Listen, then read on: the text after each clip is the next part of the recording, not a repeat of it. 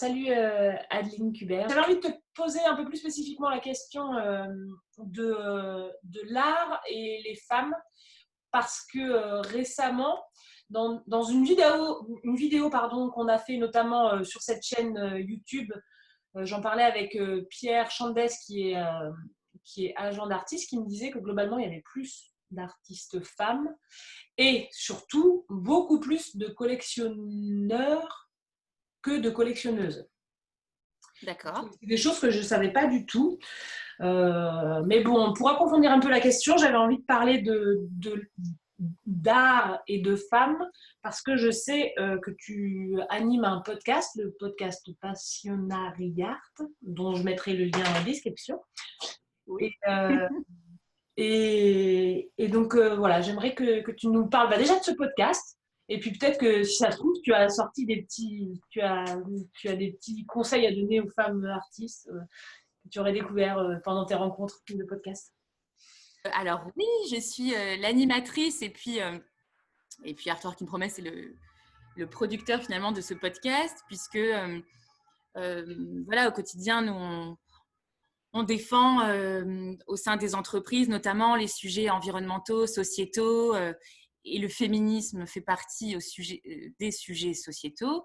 Donc, parce que ça nous passionne et parce qu'on avait très envie de mettre les femmes en lumière, en exergue, on s'est dit avec Samuel qu'on allait lancer le podcast des passionnariats.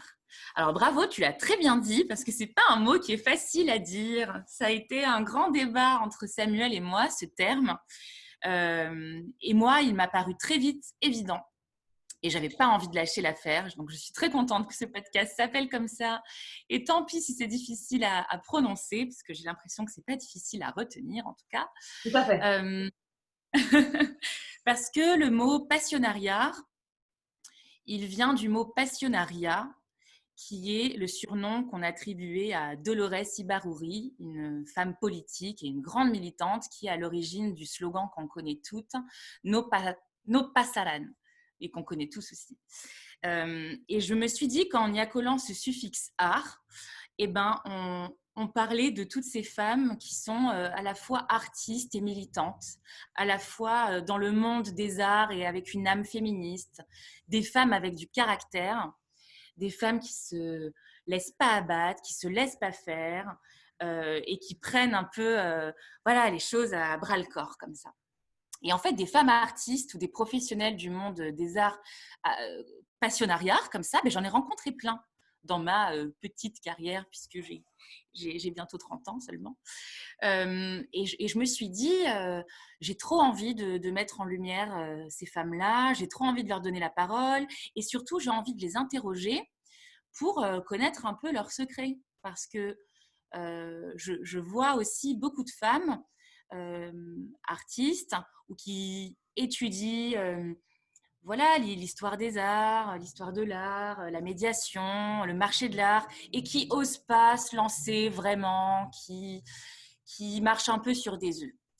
Et du coup, je me suis dit que tous les témoignages des passionnariats allaient pouvoir servir aux passionnariats refoulés un peu, si je peux le dire comme ça.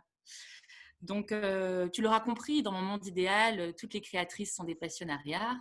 La vérité, c'est que c'est difficile de laisser ses peurs, ses doutes, les différents freins, et que ce podcast est là pour inspirer.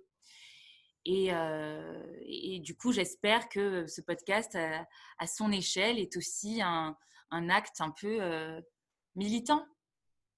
L'objectif, pour être très honnête, c'est que les passionnariats, aujourd'hui, c'est un podcast, que demain, ça soit vraiment autre chose qu'un podcast, que ça soit un réseau, que ça soit un cercle, voire ouais, un collectif d'artistes militantes. Ouais. Et du coup, dans ce rapport de cercle et de réseau dont tu parles, je sais qu'il t'arrive régulièrement de mettre en relation. Est-ce que tu peux nous parler un peu de ce projet que tu as, si les artistes te contactent, tu vas nous parler un peu plus du protocole, hein, mais le projet que tu as de mettre en relation des artistes dont tu as l'intuition que ça pourrait coller entre eux, quoi. Je sais pas si Oui. c'est clair. Oui, c'est ça. Alors, il y a pas énormément de protocoles, en fait. Hein. Je vais raconter l'histoire de ce Ouais, projet. Enfin, c'est volontiers. même pas un projet, je ne sais même pas comment le définir. C'est tellement simple, c'est tellement évident. En fait, c'est venu pendant le confinement. Moi, j'adore sortir, j'adore faire la fête, j'adore rencontrer des gens et j'adore créer des connexions entre les gens. Avant de lancer Art Work in Progress, j'avais prévu de lancer un business en club de rencontres par l'art contemporain. Donc, vous voyez, déjà, c'est quand même très ancré en moi, cette idée de créer des rencontres. Ouais. Finalement, ça s'est passé pour plein de raisons et c'est comme ça.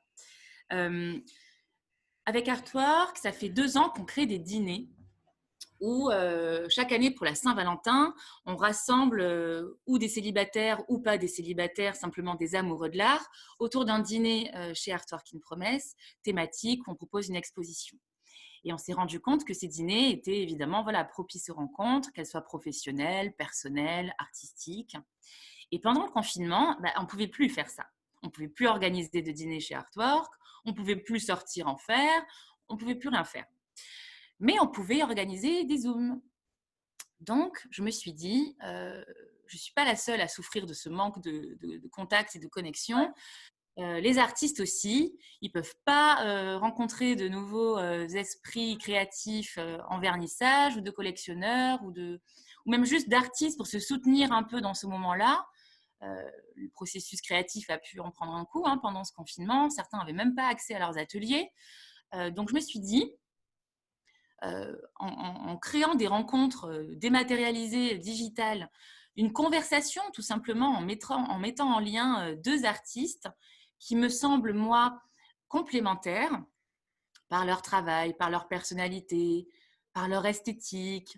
Ça pourrait être enrichissant, tout simplement, pour eux, d'avoir 1 heure de conversation avec un autre artiste pour parler de ses doutes, pour parler de ses limites, enfin, de ses croyances limitantes, de ses projets, ou de demander des tips. Et du coup, voilà, c'est né comme ça. Donc, c'est pas récurrent, c'est pas un rendez-vous régulier. D'ailleurs, on communique très peu dessus. Ouais. C'est un peu comme si vous passiez un coup de fil à une amie et que vous lui disiez voilà, j'ai quelqu'un à te présenter, est-ce que tu es libre la semaine prochaine, vendredi à 14h, quoi. Oui, très bien, je t'envoie ses coordonnées, on se retrouve à tel endroit et puis salut. C'est un peu pareil, en fait. Sauf que c'est nous qui décidons de qui on va présenter à qui. Euh, Quand quelqu'un nous contacte en nous disant j'aimerais participer au match d'artistes, on dit ok, c'est noté. Mais parfois, il peut s'écouler du temps avant que nous, on ait l'autre personne à lui faire rencontrer. C'est logique, c'est comme dans la vie. Vous n'allez pas présenter votre meilleur ami à n'importe quel mec qui a envie d'avoir quelqu'un. C'est pareil. On attend vraiment d'avoir, nous, voilà, la conviction profonde que tel artiste pourrait enrichir tel autre. Et c'est super. Et pour l'instant, c'est un succès. Donc, on continue. Ouais, bah, super, je m'inscrirai. En fait, ouais, cette idée, elle m'avait bien plu parce que, enfin, elle m'avait bien plu et j'avais vu ce genre de choses, bon, un peu plus grand et organisé par une institution. Alors, je sais que c'est en Bourgogne-Franche-Comté.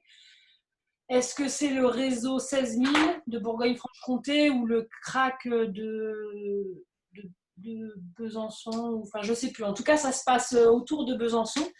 Et eux, ils ont mis en place des speed dating de l'art. Et j'ai D'accord. trouvé ça mais vraiment génial. Et Ouais. ouais, je pense que je les contacterai, je leur volerai très certainement l'idée parce que j'aime vraiment beaucoup ce principe. Et en fait, en fait, je ne sais pas si c'est les artistes ou les professionnels du monde de l'art qui tournent, mais en gros, tu t'inscris, il y a une petite participation financière, tu viens sur place et donc tu rencontres, je ne sais pas, un collectionneur. J'y suis pas allée encore, donc je ne peux pas dire, mais un collectionneur, un centre un directeur de centre, un autre. Voilà. Un journaliste, des choses comme ça. Exactement. Et je trouve ça mais vraiment, vraiment super. D'accord. Donc voilà.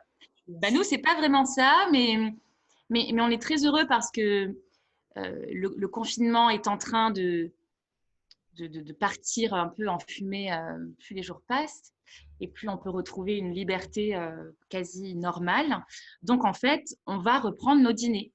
Donc Et oui. là, avec Artwork, c'est vraiment la décision qu'on a prise là au début du printemps, c'est qu'on va reprendre nos dîners de réseau artistique et pour le coup, eux, on va les régulariser. Donc, à partir de septembre, une fois par mois, on ouvrira la table Artwork, puisque c'est comme ça que ça va s'appeler. Et chez nous, on recevra 10 personnes, artistes, collectionneurs, amateurs d'art, primo-acquérants, journalistes, amis, enfin, voilà, la liste est longue, autour d'un dîner thématique que nous cuisinerons nous-mêmes. Voilà. Super. Donc, alors, est-ce que tu peux m'en parler un peu plus de ça? Parce que vous le faites, pardon, déjà depuis 2017 pour la Saint-Valentin, c'est ça? Ou vous Oui, en en faites fait, régulièrement? alors c'est un événement qu'on organisait chaque année pour la Saint-Valentin. D'accord. Le thème, c'était ça. Il y avait un accrochage qui était proposé, où cette année, on a reçu une troupe de comédiens pour jouer une pièce dans l'appartement. Et du coup, les invités, pendant le cocktail, pouvaient écouter et avoir le privilège de recevoir cette pièce. Et ensuite, il y avait, sous le forme d'un cocktail dînatoire, le dîner. Et l'année dernière, enfin l'année d'avant encore, c'était vraiment un dîner assis. Et là, on va reprendre ce concept de dîner assis avec une thématique, avec des œuvres de nos artistes partenaires qui seront présentées à chaque fois et un dîner apéritif entrée plat dessert qui sera servi aux invités, enfin en tout cas pour ceux qui auront décidé de se joindre à nous et qui auront réservé leur place en amont. Euh, voilà, l'idée c'est Okay. ça. Donc ça veut dire que sur le site, on pourra s'inscrire sur une liste d'attente pour le prochain dîner? Oui, ça sera, je pense, par le site. On est en train de réfléchir encore avec Samuel à cette logique de formulaire. Ouais. Et puis, il faut qu'on ait l'onglet de réservation, puisqu'évidemment, le dîner sera payant. Et voilà, donc ça, c'est un petit détail technique qu'on est en train de régler. Et oui, on pourra réserver directement en ligne. Ouais, super. En fait, il y a un artiste de Pigeon Hirondelle qui a commencé à faire ça. Bon, il est sur Paris, donc c'est peut-être plus facile dans les grandes villes, je me rends pas compte. Mais, euh, mais en vérité, d'après lui, il était un petit peu sceptique et au final, ça se passe assez bien parce que donc, alors lui, je crois qu'il a mis en place, il a fait venir des gens donc qui lui achètent son art ou des œuvres et ils sont entre 5 et 10. Attends, que je me rappelle, il me semble que chaque personne prend l'engagement de venir avec une nouvelle personne la fois suivante. D'accord. De quelqu'un qui pourrait être intéressé soit par ce qu'il fait, soit pour acheter éventuellement, mais en tout cas quelqu'un qui est intéressé par l'art qu'il fait. Et, euh, et il me disait qu'en fait, au final, il est assez surpris de la tournure que prend les choses parce que, il a vraiment. C'est un petit peu perturbant finalement en tant qu'artiste de dire bon, je vais appeler des gens pour. On va parler d'art, d'autres choses, mais en fait, c'est hyper fluide et il y a une grosse demande, quoi. Mais oui, c'est pas étonnant parce que si c'est fait avec beaucoup de passion et de convivialité, il n'y a aucune raison, je trouve, que ça ne fonctionne pas. Les galeries faisaient ça déjà, font ça depuis longtemps. Moi, quand je travaillais en agence de presse dans l'art contemporain, je m'occupais de relancer des journalistes pour des dîners de vernissage. Donc, il y avait déjà cette logique de rassembler euh, un groupe à taille humaine pour échanger sur le sujet de l'art et sur d'autres sujets, parce que ne nous voilons pas la face, dans un dîner de vernissage, dans un dîner artistique, on ne parle pas que d'art. Et c'est justement ça qui est chouette, c'est qu'on peut faire des rencontres, on peut euh, voilà, avoir une opportunité avec une entreprise aussi. Nous, dans notre public, il y a énormément de cadres, de dirigeants d'entreprises qui sont présents dans ces dîners. Et ça fait des superbes rencontres avec une population artistique. D'ailleurs, c'est l'ADN d'Artwork qu'une promesse, donc c'était assez logique qu'on le construise de cette façon. Et puis, quand vous aimez recevoir, quand vous aimez cuisiner, il n'y a aucune raison que ça se passe mal. Oui, ok. Bon, bah écoute, je te remercie bien pour toutes ces précisions. Merci à toi, Leslie, pour ton invitation. Pas de souci. Et puis pareil, on met tout en description, les Passionary Art et Artwork in Promise. Ciao. Merci. Salut.